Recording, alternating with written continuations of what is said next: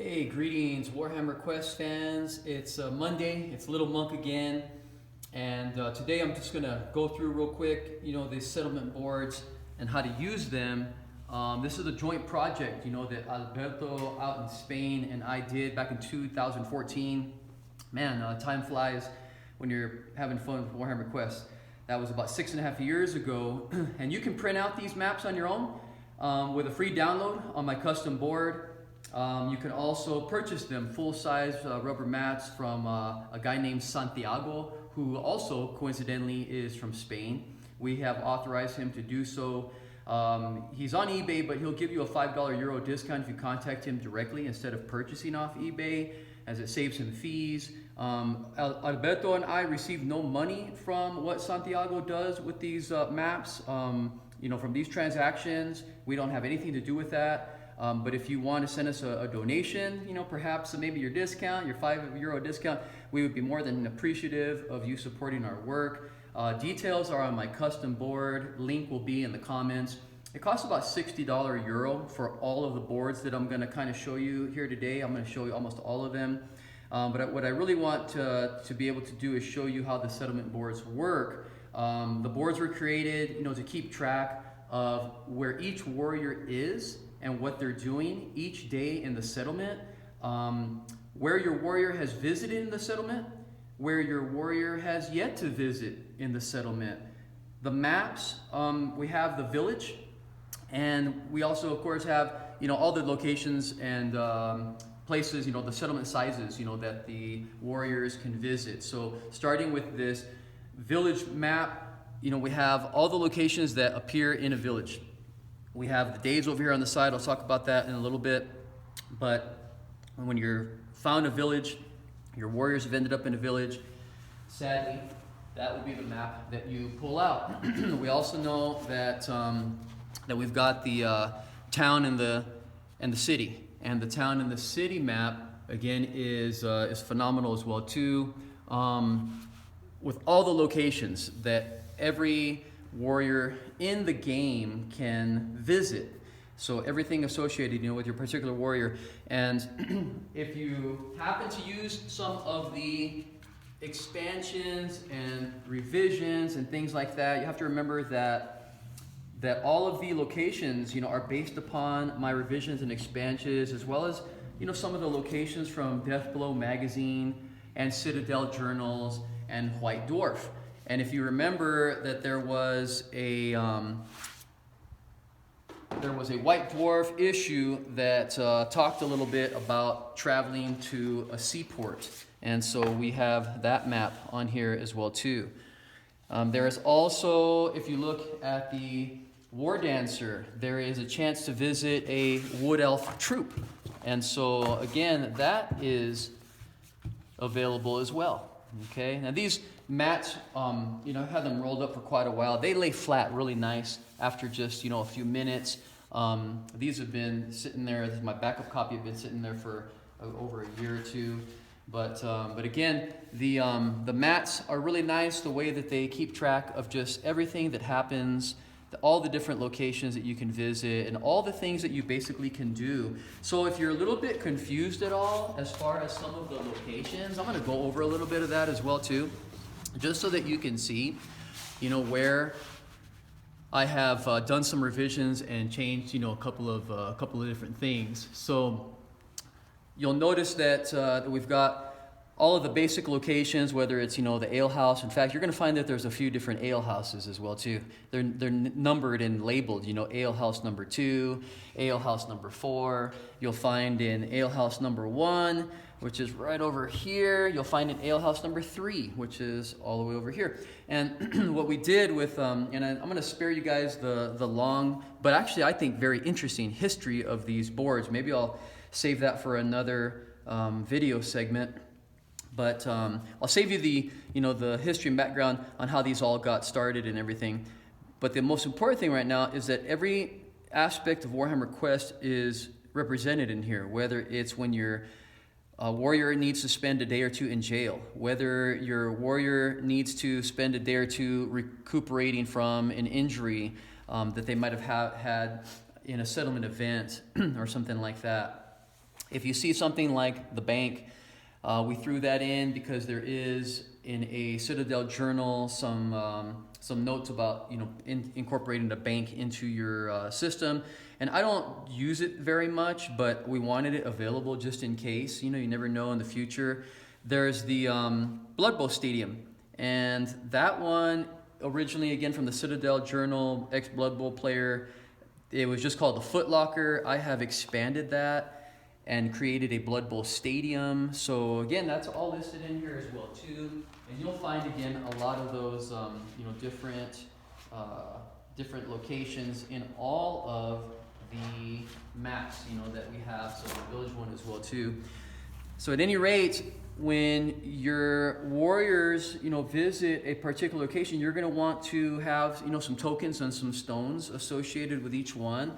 Right now I'm going to be using the elf, the warrior priest, the wizard, the chaos warrior, and each one is going to be represented by a set of different colored stones, and that way we can keep track of exactly where each warrior has been. But also, you take your warrior, and if we start with, let's say, the Chaos Warrior who wants to visit the Chaos Temple, so he'll sit there for now, and while the elf is going to go visit the Elf Quarter, the Warrior Priest is going to go find himself the Temple of Sigmar, and maybe we'll have the Wizard, jump into the Wizard's Guild, okay? So they are visiting their particular locations on day one, they're rolling on all their tables. And the other thing that we need is another set of tokens to represent the days. We're on day one right now, and we are also on the first week. And we're not going to worry too much about this yet as far as the weeks are concerned. But once our warrior has spent a week in the settlement, we're going to mark down that they're on 1 week and 1 day. So right now they're just on 1 day. So day one, everybody goes to their best place. They roll up their tables. They roll for their settlement events. The warrior, let's say the Chaos Warrior, he ends up, on day two, going to a new location, which might be the gambling house. So we put down a red token to show that he's already visited the Chaos Temple. He's moving into the gambling house.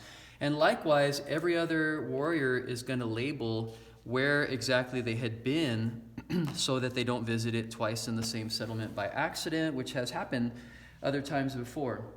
And that's one of the things about these maps that are really great. Not only do they allow you to record exactly where you've been, but it also allows you to see where else have you not been, maybe at this point.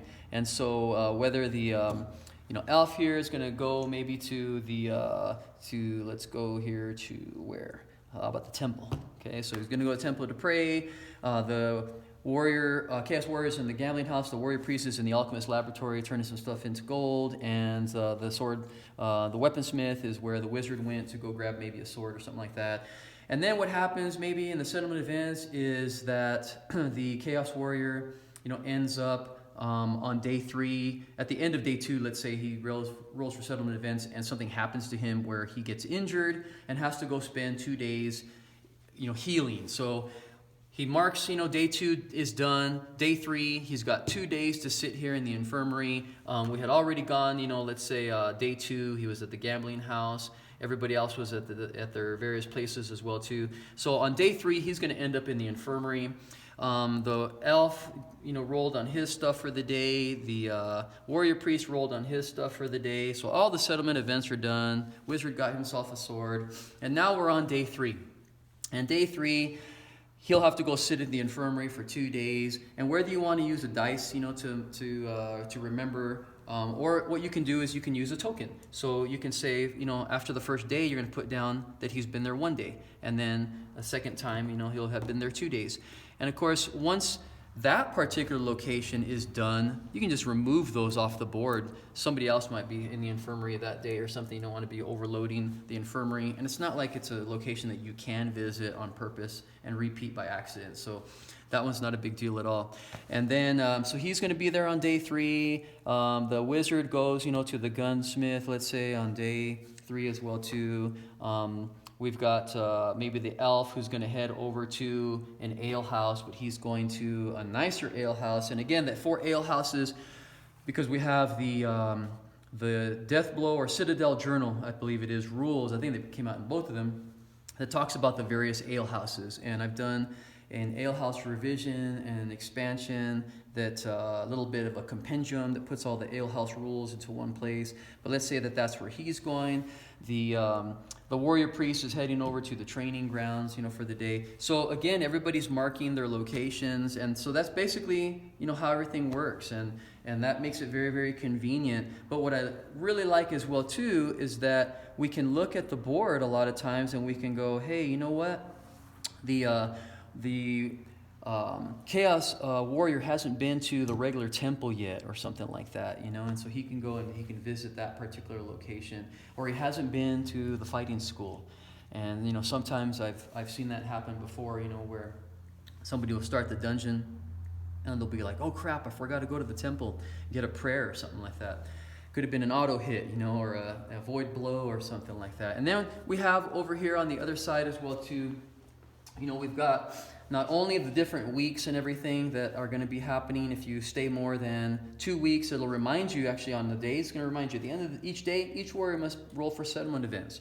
At the end of the week, at the end of the second week, and every week thereafter, right, the group must roll for catastrophic events. So again, when we have, let's say 1 week has gone by, and we are on, this is the first day of the next week. So technically that's a day 8, day 9, 10, and that's why we have this in a circle, so that it goes from 7 back up to here, 8, 9, 10, 11, 12, 13, 14. But instead of adding, of course, at one point I did have all the numbers, in my original draft, and I'm like, that's ridiculous, that's too many numbers. Let's just put 7, and then we'll track the week counter instead. And so again, at this point, we have 1 week is completed. We are on second week right in there. Day 7 goes around, the next day comes, and we are on week 2. And that is where, as it mentions in here, at the end of every second week and every week thereafter, group must roll catastrophic events. So if they are moving this counter from 14 days on to 15, and that moves on to here, then we are looking at a catastrophic event roll for the group. And so just kind of reminds you, gives you a heads up of what's going on. There's living expenses, gold per day in a town, in a city, how much you're supposed to be spending. In the village, the map has its own sidebar that has all their other stuff. And it reminds you again about the dog, the mule, the horse, and the war horse if you have any of those. And of course, I have expanded the dog settlement event. I've retained the 2 times dog, but based on other dogs that you might get, this will not be a factor. Not every dog is living expenses of 2 times. So look for those expanded rules on my settlement events. But I did retain, the most common number on 2 dice is a 7, and I did retain that as the dog, who's now called an eater, and that's why your expenses are doubled. There is a spot down here waiting for the next dungeon. We've seen this before, where the group gets split up during traveling hazards, during the traveling times. And the Chaos Warrior ends up in a city. He finishes his own, ends up in a village. And he finishes his own stuff, and then he is awaiting the dungeon. He's already done, and so he's waiting for the other warriors at the next dungeon, while everybody else is still busy in their city doing something different. There is, of course, the basic rules that do that. I have included other rules that, because in other words, when you have somebody in the city, even if they're in the same city, the warrior priest might go, you know what, I'm done, and I'm just waiting outside for the next dungeon. Now, I've changed those rules just a little bit to make it where the warriors cannot just wait for the next dungeon. They have to wait outside the settlement gates where something might happen, and that's why we have a settlement gate area. So the warrior priest is outside, and we have an outside the gates settlement events. And so that's a new kind of like location in a sense, right? A new area of the settlement that's not the best place to be. And it's to encourage people, not to leave the city. It's to stay inside. We've got the inn, which has some new rules as well too, and that's one of the places where they can hang out. but they have to keep spending their living expenses. And those that get thrown out have to get outside the settlement gates. They don't get the luxury of just waiting for the next dungeon.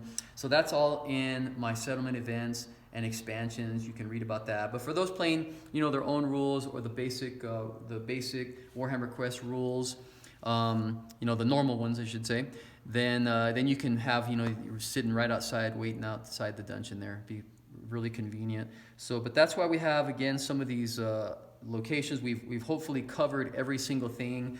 The new boards, the updated boards from the very first ones that we had put out, have all the locations. We were missing one outlaw location, and that got fixed. And so again, it just depends on where, if you can't see the settlement outside the gates, there's the settlement there. And of course, the weaponsmith down here, the gunsmith. So again, all the locations are represented in Warhammer Quest here. And so hopefully, the settlement events or the settlement boards will make your traveling to a settlement more exciting, more fun, more visual. And that was just, something that we had put together that seems to have worked out really, really nice. And then we have, we have another aspect, of this particular project. And, the thing that I had already thought about when I first made this was that I know that I want to maybe create some more warriors in the future. And also, there are some locations that we didn't want to just put on there that maybe the warriors would still spend a day at, but they're not literally on that board. And one of them was maybe the, especially tracking days and things like that, was having these little boards made up of each of the different warriors that had these special actions, like the dwarf brewmaster, and the fact that preparing a brew, takes a day. So even though he's in the brewery, which is actually on there, the brewmaster's tavern, then we also want to have this board here where we can, track the different things as well too. So starting at day 1, moving on to day 2. So just he knows where he's at on each of these, how long it might take, and we also have, some things that the Bretonnian Knight can do. So we have a board for him. We've got a board for the Halfling. He spends a lot of time in the settlements doing a lot of different types of things, preparing burglaries and different stuff like that. Then I have my own, warriors like the Sister of Sigmar. And so we've got a couple things in there where she can pray for a certain amount of time, takes up to 3 days. Healing takes up to 7 days. We've got the special actions for the Ronin Samurai that I created. And again, crossing swords with an opponent takes 2 full days. Going to the swordsmith takes 1d6 plus 6 days, to make a new katana. But also it mentions in there it takes 1d6 days to sharpen a sword, and that's what that's for right in there. But again, and you can obviously use the 1d6 and go back again and do another 1d6, but or do another 6 days. So again, each one is unique. We have special actions for the druid. I am still working on that druid. He's almost done, but I've got a couple things that I just don't like about it that just don't sit right with me yet. I don't want to release it and then have to change it later. So, but I've got the gist of it. And this is his special card, which has finding a druid circle takes 1 to die 6 days. A sacred ritual takes 1 die 3 days. So those are definitely going to happen. But so those special action boards, it looks like we've got it all covered. And then in the future, if I decide to create any new locations, like with the Ronin Samurai, there is a new location. There's a swordsmith, a special swordsmith who will sharpen up swords, and this would represent, if I want to use a model just to throw it on here, this would represent, he would just, off to the side of the main board, he would just say, I'm heading over to the swordsmith, for the day, and I will be here for, maybe he's there for 1 day, but when he leaves, you know, not only does he mark down that he was there, but then he also, you know, goes ahead. In fact, it'd probably just be a lot easier just to put it right here like that and just say that he was there and his sword is getting sharpened, and it's going to take 6 days, and now the end of the first day, and then end of the second day, end of the third day. And so at least he's got this marker, you know, to track every day, and then, hey, okay, it's ready, you know, and then he's got his new swords. So the settlement boards, again, are hopefully very useful for everybody. I know that I love having a visual. We love throwing out this board at the beginning, you know, of reaching a settlement. Always exciting to see, you know, something like that. And if you, you know, didn't get a chance to, you know, kind of take a glance at some of these, but again, these are all available on the custom board. You're welcome to, you know, to download all that stuff and print it out yourself. If you want it a little bit larger, you can print it on 2 or 3 or 4 different pages and things like that. But again, I really love, you know, these full color mats. You know, these boards that Santiago prints up. It's really cool and really neat. And you know, we went through a lot of trouble to get all these done so that they look nice, so that people can have them, some high quality looking stuff, and hopefully just enhances your game. The harbor locations, everything from the harbor events to the days aboard being on a ship, from the Citadel, not the Citadel, but the White Dwarf magazine rules, the ocean travel each month if you're traveling to the New Kingdoms or wherever it might be. So these are cool. So these have been great. I hope everybody is enjoying those. Give us some feedback and let us know if you've been using them, if you enjoy them. But I hope everybody is doing well, and I will catch you guys maybe next Monday.